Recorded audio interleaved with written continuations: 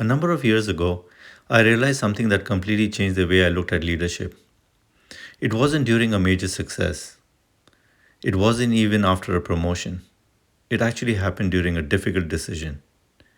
Like many leaders, my first instinct was to look for more data, more analysis, more certainty. Surely, if I had enough information, the decision would become obvious. But it never did. What I eventually learned is that the hardest decisions are rarely technical, they are people decisions.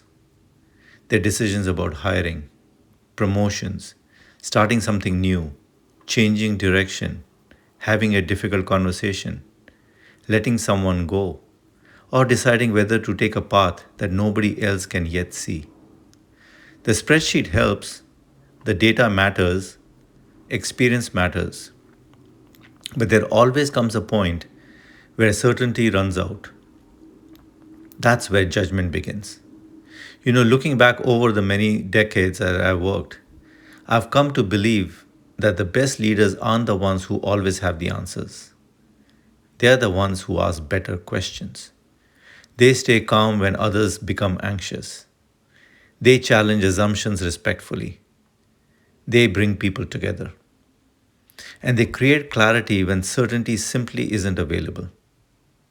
For many years, I applied those principles in pharmaceutical development, operations, and supply chain. Today, I realize that the same principles apply almost everywhere, whether it's business, leadership, careers, and even in life. Maybe that's why leadership is so challenging. There is rarely a perfect decision. Only the best decision you can make with the information you have today. For me, that's where leadership really begins. It begins where certainty ends.